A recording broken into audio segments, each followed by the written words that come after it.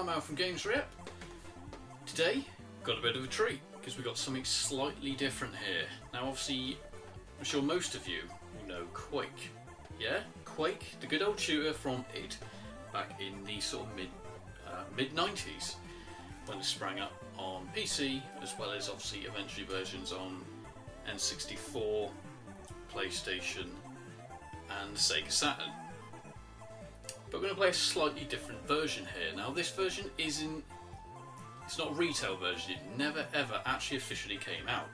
This essentially is a port of the PC version onto, let me just show you the system. Ready? For the Dreamcast. Now, there is actually a version out there for this lovely, lovely machine that we all love and we kind of wish was still around with us today. So much so, there's rumours there's even going to be a Sega Dreamcast 2. Now, whether that actually does happen, we're not entirely sure. But let's take a look at the Quake for the Sega Dreamcast.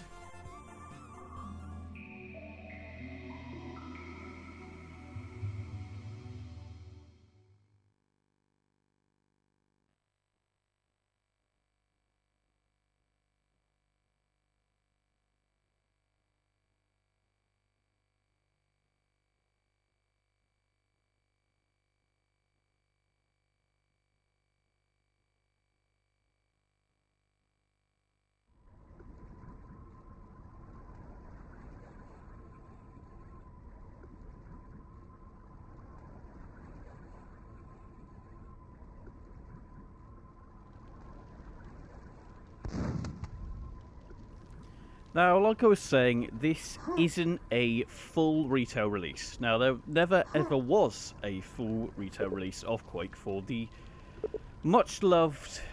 I love this console for, obviously, the Sega Dreamcast. Now, it did come out for the Sega Saturn, the PC, and also the N64. Not entirely sure whether this came out for the PlayStation 1. I don't think it did. But here we go, this is it. Quake for the Dreamcast.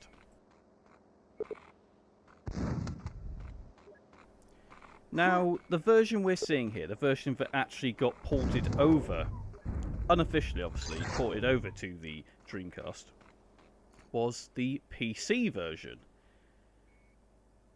Yeah, that is quite a shock to a lot of people, I'm sure. But yeah, this is actually the PC version. So in regards to graphics, the game, it had a great start.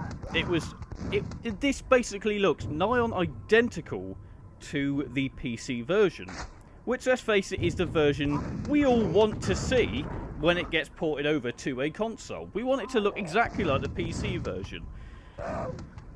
So there we go, just from the textures, just look at the textures. The textures are absolutely beautiful, and let's face it, you're going to be wanting to play Quake on the Dreamcast, or let's say if you want to be playing Quake on the Dreamcast, you're going to be wanting to play a version exactly like the version we remember for the PC.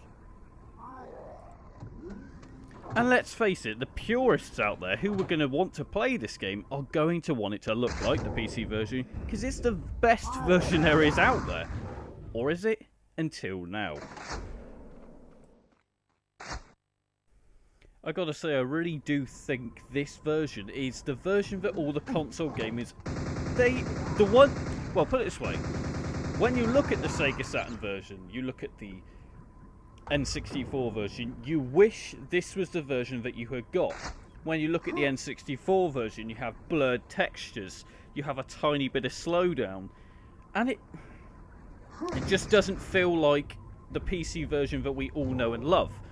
But then this comes along, the Dreamcast version, and so much so that it is, like I said, it's a direct port of the PC version. It is the PC version that you're playing. Now, my first issue... Now, there's not many issues with this port in all fairness, but my first issue, and as far as I know this is the case, you can't use the keyboard and mouse, the beloved Dreamcast keyboard and mouse. It cannot be used on this game. Now, if I'm wrong, please say, but from my research, apparently it doesn't work. And in all fairness, I do not have a keyboard and mouse to be able to tell you, so I wouldn't exactly be able to test it from that standpoint. And it is a real shame, in all fairness, because I know I keep saying in all fairness, but in all fairness, it is a real shame because now the control layout, now it can be mapped. You can change it to how you want it to actually be laid out on the gamepad. But if you use the default buttons, so that is using X and B to sort of strafe left and right, A is shoot, so in the same area as shoot you've got strafing, and it's all in this tiny little area on the right hand side of the gamepad, as well as jump being the left trigger. So already you can just think, hold on a sec, that doesn't sound right, and it really doesn't. That is not a very natural setup. Now I'm guessing the developer or the people who ported this over were the ones who came up with that original setup. But what I would suggest would be to have a little play around with it. Just get a real a feel for it and see what's more comfortable. Because I've had a little play around and I think I've got a better setup now. And it does feel a lot more natural. Okay, it's not the keyboard and mouse, but it's the best you're going to get with a Dreamcast controller.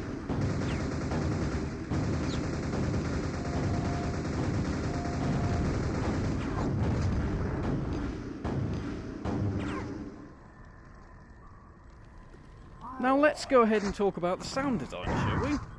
Now, I gotta be honest, it's a stunning bit of sound design here. They've ported the sounds over perfectly. It seems like they haven't really had to compress anything. Obviously, being that it's coming from a PC version, which would have been a CD setup originally anyway. So the files has obviously been transferred as they are, straight over, no compression. And my god, it sounds beautiful. Beautiful, beautiful, crisp gunfire. Do you know what I really do like? It's just, there's a lot of background noise to this game. There really is. You probably never noticed it before if you have played this. But there is a lot of background noise. Now, be that just things like enemies in the distance, or just little computer systems. So at the beginning of this level was the almost looks like a technological error. I don't know what you call it. But there's computers around you, and you can just hear them sort of going. But it's just things like that that feels like they've put a real ton of effort into making the sound design pretty damn spot on, to be honest. The only thing we don't have, as you can probably tell, is we've got no music. Now, I can't tell you why that is. Now, whether this can be unlocked, edited, I'm not entirely sure. We'd have to go back to the people who ported this to be able to find out. But as far as I'm aware, there's no way of actually adding the music, because it is activated, or say it's enabled in the menus, but there's no game music. I don't really think we needed it though, in all fairness, the menu music or whatever. I just don't think it needed to be there. The sound design's there. That's what really sets the mood and really sets a tone for this game. Now, you're probably thinking, does this version still have the edge on what it was when it was released all the way back in the mid-90s? And I gotta say, I really think it does. So much so, I've actually found myself jumping a few times whilst playing this game. Now, I'm a liar. I find a lot of games pretty scary, especially nowadays when you're playing things like Outlast, Slender Man, anything like that. I'm quite easy to scare, and I gotta be honest, this actually has me jumping at times. Now, again, it's just a mix of sound, the eerie sort of looking design of the the maps themselves. Everything combined still produces a scare 20 years on. Now, you gotta say, that is pretty damn good game design there, if it can still pull that off with, let's face it, dated graphics. In all fairness, they are dated graphics, but it still does produce a scare. And I think you should all play this, because it's an absolute gem of a game. It's totally free, obviously. It is absolutely free, so you can't complain at that.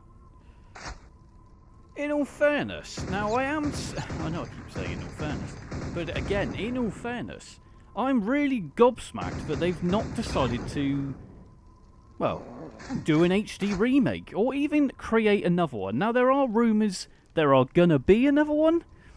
How soon that's gonna be, I'm not entirely sure.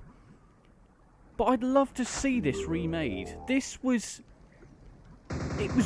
created by id, the people who made Doom, famous Doom. Everyone knows Doom, everyone knows Quake, but Quake clearly isn't as popular as Doom. Now, it's probably due to the fact that Doom came out first and really set the bar, and then this came along eventually.